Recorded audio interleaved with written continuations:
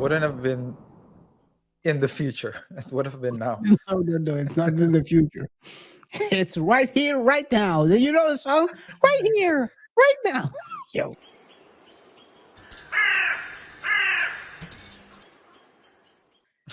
Woman accused of trying to extort Trevor Bauer, man. Trevor has had a really problematic couple of years. He's been accused of being too aggressive during and that's what the guys are talking about. You open the show with that. He's been accused of being too aggressive during the Intimacy. act, the intimate act. She liked it. She sent text messages after, and then she accused him of being too rough. Yeah. This is the stuff. And then he lost 90 million worth of contract. Tough. Life can be tough, but it seems like it's turning around for Trevor. Seems like it's turning around. And he's giving us, I think we talked about it before, he's gonna give us some updates on the latest, because apparently it's not one woman. It's two. RJ, it's two. They're talking about two women. You want to say something before we show the video? Well, he said he's turning it around, right? And all I wanted to say is that he seems to be turning it around reputation-wise. The question is whether or not he can turn it around financially, because a 90 million contract is very difficult to come by. And so even if he sues these women successfully, can he get his money back? But let's hear what Trevor has to say. Chances are he won't, because they're suing him to get some money. So,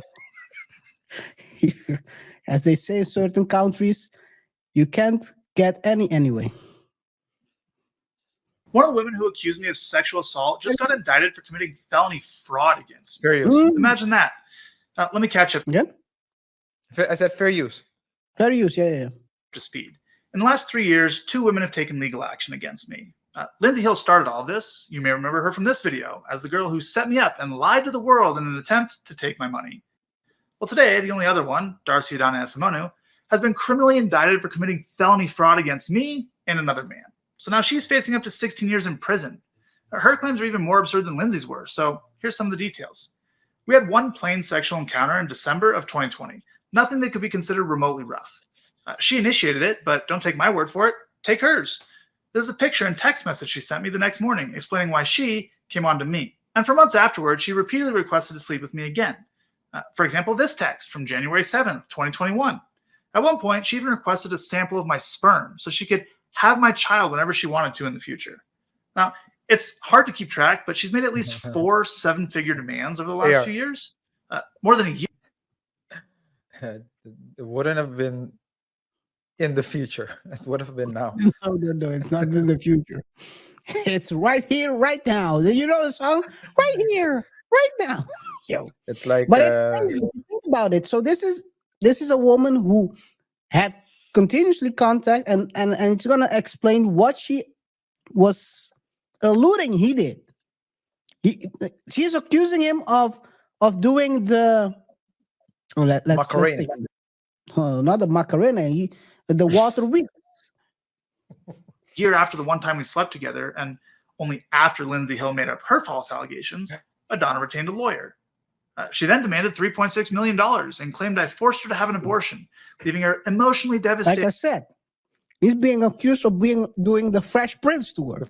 Fresh Prince CEO, the Walter Weeks. Let's continue. And irretrievably damaged by it. But here's the thing. She never had an abortion because she was never even pregnant. And that's corroborated by her own medical records. When I refused to pay her the $3.6 million she was asking for, she made up a bogus sexual assault claim and filed a civil suit against me. In that version of her story, she claimed, for the first time, by the way, that there was non-consensual sex. But her texts from the next morning show what actually happened. Remember this text in which she explains why she came on to me? She also claims that instead of an abortion, she actually had a miscarriage, but that's impossible, of course, because, again, she was never even pregnant. We now have emails between her and the first 2 law firms that dropped her, in which they acknowledge they never had any evidence to support her claims, but they'll try to get my money anyway. I then shared an audio recording I have in which Adana contradicts her own claims. And Oh no. No, not my colleagues. Not my colleagues. They get caught. So, oh man, that's a bad look for lawyers, man. Bad look for attorneys. Saying that they don't have proof, but they'll try to get his money anyway. Is that Yeah. did I hear it correctly? I'll spit it back. I'll Oh, spit it back. oh again, man, she was say never it even ain't so. pregnant. We now have emails between her and the first two law firms that dropped her, in which they acknowledge they never had any evidence to. By the way, this is what it Oh, says. To confirm without proof of the abortion or even date of the abortion, we cannot continue to represent you. We urge you to consult with other attorneys who may have different standards. okay, That's great, one. great, great, That's great. That's a one. good look. That's a good look for Support her attorneys. That's what claims, you need to but do. they'll try to get my money anyway. Here's the other one. Great. I Great. appreciate your time and input today, and I'm glad we can agree to 750 to 2.5 as settlement bracket. As explained on the phone, we will start high and understand that the lowest you accept is 750. Have a beautiful day, Adana. But it doesn't really say anything about the pictures here, so No, it or at doesn't. least evidence. Okay, okay, let's move on. Anyway, I then shared an audio recording I have in which Adana contradicts her own claims and asks me for money. In the emails, her lawyers agreed that that's insurmountable evidence, and they inform Adana that they can no longer represent her unless she can provide Stop it. documentation or. I'm just want to read it. Hi, Adana. As your legal counsel, we have all agreed that the recording is detrimental to your case to the point that we will very likely not be able to continue representation of you on this matter. We are requesting a copy of the recording to verify the authenticity. I know this is difficult news, but without the medical records of your AB and a recording like this is what we feel is unsurmountable. Amy. Okay. Hugs, Amy. Oh, Proof that's of a her claims. very nice lawyer.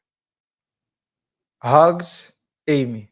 Such a nice lawyer. No, that she is not only nice, she is tactical. Because if you're gonna refuse someone's AB, this is Amy is a thinking woman. And you get exposed. You still gave her hugs because I'm trying. Hugs say I'm trying, but All right. That's true. I care, basically. I care. All right, let's continue. And of course, she couldn't do that. So the law firm urged her to consult other law firms with different standards. Now, Adana has filed more than 10 police But reports. what he's trying to say is so they already proceeded with the case knowing that there was nothing there. And then when push came to shove, they were like, oh, we cannot continue. Yeah. So maybe your initial reaction was correct. Yes and no, I guess. Sometimes, KR, a case can be very big, but you need to act immediately. So you get some information, you start acting, and the person will tell you, I have this and I have that. Ideally, you won't send anything without the necessary proof because you need to have you need to be able to support yourself, right? At least you support the claims of your client. However, some instances, or at least some lawyers, what they do is they just send a letter to sue you just to see how you react, if you react, yes or no. And if you don't react, then they will go and look at the evidence to see whether or not they have enough to build the case against you.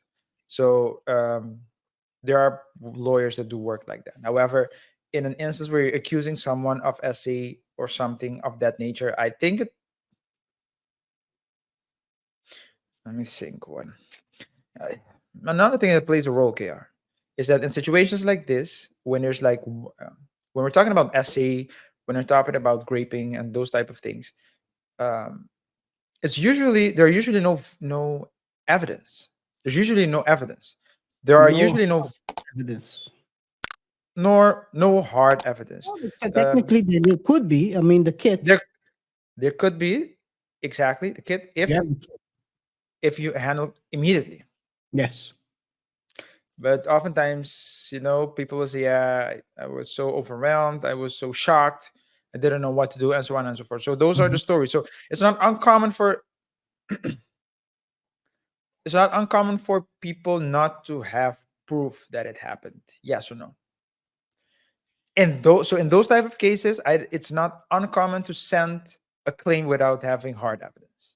Mhm. However, from the email, I gather that she told the lawyers that she has evidence, recordings, because they're asking specifically for recordings.